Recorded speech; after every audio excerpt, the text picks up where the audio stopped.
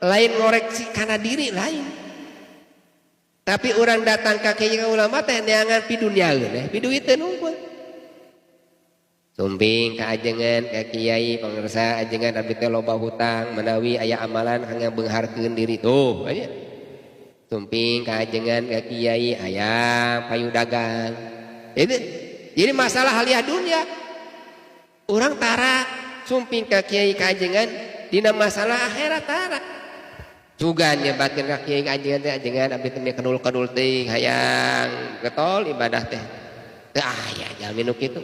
Sumbing ka kiai hayang resep getol tahajud, hayang resep getol duha, hayang resep hayang bisa maca Quran.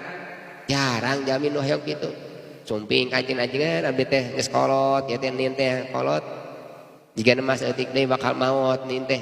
Tapi hirup teh asa jiga baheula ge budak keneh, budakeun keneh geus kolot oge geus ompong oge. Cing atuh abdi teh hayang jiga kiai hayang jiga ajengan hayang bisa ibadah anu tenang kumaha carana. Teu aya jamin nyungkeun hayang cara kitu. Minta teh naon? Minta teh masalah rezeki, padahal rezeki dijamin ku Gusti Allah teh. Ngantri di kuburan, ngantri di tempat-tempat keramat, naon neangan kabeungharan bahkan teu sakadik jalmi